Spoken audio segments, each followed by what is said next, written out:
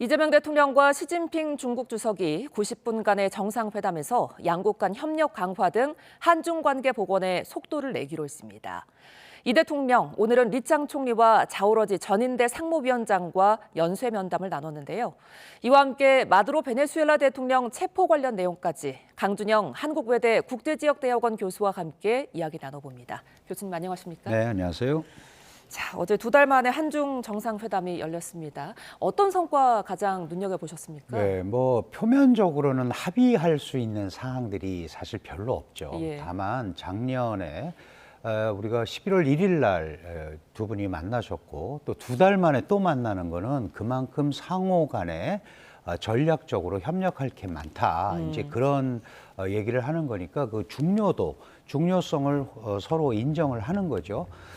다만 이제 문제는 예를 들어서 북한 비핵화 문제라든가 중미 갈등이라든가 이런 이제 한중을 덮고 있는 문제들이 굉장히 큰 문제들이거든요. 이런 예. 부분은 상호 간의 그 인식, 서로 갖고 있는 인식을 교환하고 실질적으로는 이제 양자 문제 처리, 특히 경제라든가 민생, 우리 이 대통령 같은 경우는 이제 서해 불법 구조물이라든가 예. 한알령 관련 직접적으로 경제와 연계되는 얘기들을 했는데 전체적으로 보면 굉장히 어려운 문제들은 상호 인식을 통해서 갖고 있는 의식 이런 것들을 교환을 하고 그다음에 투 트랙으로 경제나 사회문화 분야는 우리가 최대한 노력을 해서 발전시켜보자. 이런 거의 계기를 지난 1차, 2차 정상회담을 통해서 만들었다. 이렇게 볼 수 있을 것 같아요. 예, 잠깐 언급해 주셨던 그 서해 구조물 문제, 이 부분에 대해서 이제 양국이 건설적인 협의를 이어가기로 의견을 모았습니다. 그렇다면 연내에 차관급 경계 협정이 열릴 수 있을까요? 사실 이 계속해서 서해 구조물 문제가 나오는 이유는 예. 지금 이제 서해 바다가 약 400km밖에 안 되거든요. 근데 예. 배타적 경제 수역을 양쪽에서 200해리씩 인정을 하면 바다가 한 700km 이상 돼야 서로 가르는데 그걸 못해서 잠정 조치 수역을 놓은 거예요. 그러면 이 잠정 조치 수역이 존재하는 한 저런 분쟁은 앞으로 계속 벌어질 수밖에 없습니다. 그런데 문제의 핵심은 뭐냐 하면 잠정 조치 수역은 어업과 항행 설비 이외에는 못하게 돼 있어요. 예. 그런데 중국이 어업 설비라고 하면서 대형 구조물을 2개를 지금 갖다 놨잖아요. 그리고 그걸 관리하는 시설이라고 그러면서 또 관리 시설까지 하나 해놨는데 거기에 보면 레이더도 설치돼 있고 헬기장도 있고 군인으로 보이는 약 10여 명이 상주를 하고 있단 말이죠. 그럼 이거 어업 시설이 아니지 않느냐. 그래서 우리가 공동 조사를 하자. 원래 어업협정에 그렇게 하게 돼 있어요. 그런데 예. 그거를 계속 중국이 거부해 왔었습니다.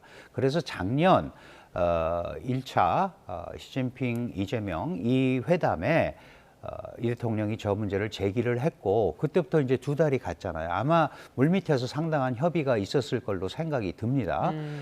이번에 나온 그 워딩을 좀 보면 어쨌든 건설적으로 하기로 했다라는 거는 그전에는 이거는 어업 설비니까 우리가 국제법 위반한 것도 아니고 얘기하지 말라는 입장에서 입장을 견지했던 중국의 입장에서 보면 뭔가 이 얘기를 계속 진행을 하고 있다. 그리고 해야 된다라는 데 대해서는 분명한 공감대가 있고 하고 있는 걸로 보이기 때문에 예. 일부는 분명하게 진전이 있다라고 판단이 되는데 이제 문제는 뭐냐 하면 그 해양 경계 획정이 돼야 저런 문제가 없어지는 거거든요. 예. 근데 한 30번 정도 회담을 했어요. 실제로 수교 이후에. 예.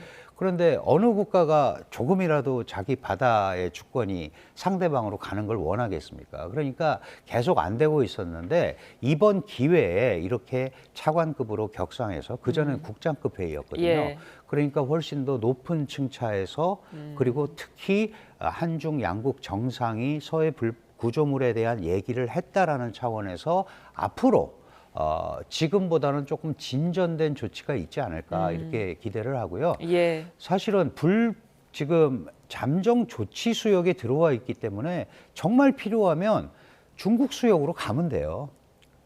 중국 수역에다 하면 자기 수역에다 하는 거니까 뭐 예, 뭐라고 예. 할 말은 없잖아요. 근데 굳이 여기에 지금 설치를 했기 때문에 사실 한국의 반중 감정, 현중 감정 이런 것들도 계속 올라가고 있고 또 이 서해 바다는 한중만 있는 게 아니고 북한이 있어요. 예. NLL 문제가 또 있기 예, 때문에 예. 잘 처리를 해야 됩니다. 예. 자, 그리고 한한령 문제와 관련해서는 이제 한한령이라는 단어를 이제 명시적으로 언급하지는 않았던 것 같습니다. 그렇지만 그래도 이제 문화 교류를 좀 확대해 나가기로 했는데 어떻게 보면은 한한령 완화에 좀 물꼬를 텄다 이렇게 해석해도 되겠습니까? 네, 기본적으로 큰 그림은 그렇게 그린 것 같아요. 한알령은 중국이 내린 적이 없기 때문에 그 용어 자체를 인정할 수가 없고 그래서 우리도 그걸 풀어달라고 그럴 수 없는데 요번에 이 문화교류의 점진적 단계적 확대라는 말로 표현이 됐어요. 예. 그렇다면 적어도 과거에 그런 일이 없다라는 것보다는 조금 한 발 더 나간 거다. 근데 요 대목에서 우리가 약간 주의를 해야 될 게 있는데 예. 일반적인 우리는 전체적인 문화교류, 뭐 한류 전반적인 걸 얘기를 하는데 중국은 그걸 약간 구분을 합니다. 무슨 말씀이냐 하면 예를 들어서 우리는 뭐 게임 산업이라든가 한국이 일부 경쟁력을 갖고 있는 것도 그거 한류 문화의 하나고 문화 콘텐츠의 하나라고 생각하지만 중국은 그런 거는 문화 산업으로 보거든요. 그러니까 일반적으로 K-팝이라든가 이런 것도 확산되는 거에 대해서 약간 불편한데 예. 거기에 문화 산업이 중국의 문화 산업에 을 위협하거나 저해가 된다고 그러면 안 되거든요. 그러니까 요건 약간 분리해서 우리가 접근을 해야 되고 어쨌든 양 정상 간에 이런 얘기들이 지금 11월에도 나오고 또 나왔으니까 전면 해제 이런 말은 사실은 있을 수가 없는 거죠. 예. 점진적으로 가는 거고 소비되는 겁니다, 문화는. 그러니까 조금은 물꼬가 터졌다 이렇게 봐야 될 것 같습니다. 예. 자, 이 부분에 이제 기대해 볼 만한데 그런데 이제 어제 이 대통령과 시진핑 주석이 한반도 비핵화를 언급은 하지 않았더라고요. 네네. 근데 일각에서는 이를 두고 북한을 대화의장으로 좀 끌어들이기 위해 일부러 이렇게 한 거다 이런 해석도 나오던데요. 네, 뭐 해석은 다 할 수 예. 있죠. 사실 중국 입장에서 비핵화를 북한에게 얘기하기 굉장히 어렵죠. 왜냐하면 북한은 이미 핵 보유국임을 천명을 했고 또 헌법에 우리는 핵 보유국이다라고 얘기했기 때문에 예. 핵 문제 가지고 뭐 비핵화나 폐기나 이런 거 갖고 하려면 우리랑 대화 시도조차 하지 마라라는 게 이제 북한의 입장이거든요. 예. 그래서 사실은 중국의 군축 보고서에도 한반도 비핵화라는 게 빠졌고 심지어는 미국의 그 트럼프 대통령의 국가안보 전략 보고서에도 한반도 비핵화가 빠졌거든요. 이런 상황에서 비핵화라는 말을 꺼내는 것이 부담스럽게 중국한테도 느껴지고 그런 말을 하면서 북한을 설득하기는 굉장히 어렵지 않냐라는 데 대해서 이제 공감대가 있었던 것 같아요. 그런 면에서 이제 북한이 이 중국의 설득에 의해서 나올 수 있는 길을 일부는 열어준 것처럼 보이지만 또 하나 거꾸로 생각해 보면 비핵화라는 말을 쓰지 못할 만큼 북한이 완고한 거죠. 다시 말씀드리면 우리는 핵 보유국이니까 예. 이제 핵 감축으로 가야지 다른 걸 가지고 얘기하지 마라. 그러면은 사실은 중국의 이런 역할들이 제대로 먹히지 않으면 핵이 더 공고화될 수도 있는 거거든요. 예. 그래서 이제 물밑에서 이 비핵화에 관한 논의들은 앞으로 한중이 실무적 차원에서 계속 얘기를 해야 된다 이렇게 생각을 합니다. 이런 상황 속에서 이제 중국의 역할이 더 중요해진 것 같은데 한반도 평화를 위해서 중국이 앞으로 어떤 노력해야 될까요? 사실은 한반도 평화는 중국한테도 굉장히 중요하거든요. 예. 한반도에 분란이 나거나 또는 북한의 고집 이런 것들이 강화되면 한미동맹이 강화될 수밖에 없고 또 한국의 입장에서는 한미일 삼각공조가 강화될 수밖에 없습니다. 그렇다면 북한을 대비하는 미국의 전략 자산들도 늘 들락날락할 수 있기 때문에 이건 예. 중국으로서 아주 보기 싫어하는 거죠. 그러니까 당연히 북한도 중국도 과거와는 다르게 좀 새로운 접근을 해야 되는데 예. 창의적인 방안을 한번 마련해보자 이런 얘기를 했어요. 그러니까 비핵화가 북한이 포기하지 않는다면 저거를 어떻게 관리하고 적어도 이 핵이 더 이상 확산되지 않도록 하는 방향. 예를 들어서 NPT 체제에 다시 복귀를 하고 IAEA 사찰을 받는 시스템 이래서 국제사회가 충분히 공감할 수 있는 시스템, 이런 것들이 아마도 중국이 만드는 창의적 방안이 아닐까 싶은데, 그럼에도 불구하고 우리 입장에서는 그래도 북한에 핵이 있는 거잖아요. 예. 그러니까 이런 부분에 대해서 어떻게 풀어가야 될지 숙제이기도 하고요. 예. 이거는 한중 양국 공통의 숙제다, 이렇게 인식을 해야 될 것 같습니다. 알겠습니다. 자, 이번에는 마두로 베네수엘라 대통령 체포 관련 이야기도 좀 나눠보겠습니다.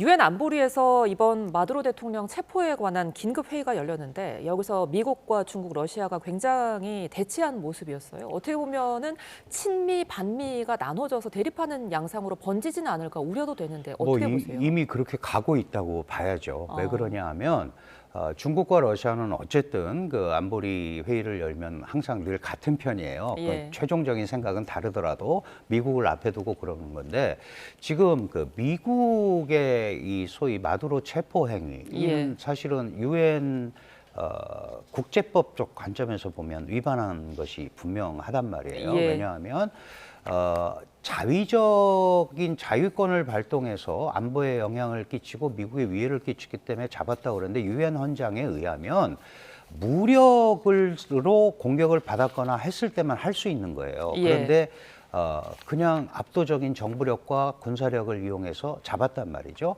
그런데 이 중국과 러시아가 이렇게 반발하는 거는 또 다른 의미가 있습니다. 특히 베네수엘라 같은 데는 중국의 중남미 1대1로 거점 지역이에요. 여기에 엄청난 투자를 했거든요. 예. 그리고 그 방공망 이런 것도 지금 중국이 깔아줬고, 그리고 아시다시피 베네수엘라가 석유 매장량이 지금 현재 세계 1위입니다. 네. 17%나 차지하고 있고, 여기에 지금 러시아도 유전 개발에 참여하고 있어요. 그렇다면 반미 베네수엘라 플러스 중국과 러시아까지 뭉치니까 예. 이게 이제 미국으로서는 그냥 놔둘 수 없다. 그래서 이제 이렇게 된 거니까 예. 당연히 앞으로 중남미 지역, 특히 반미 전선 형성과 관련해서 트럼프의 저러한 행동, 이런 것들이 맞느냐 안 맞느냐 계속 문제가 될 수밖에 없고, 예. 트럼프는 이번에 성공에 이거를 발판으로 삼아서 계속 이 미국의 말을 듣지 않는 나라들에 대한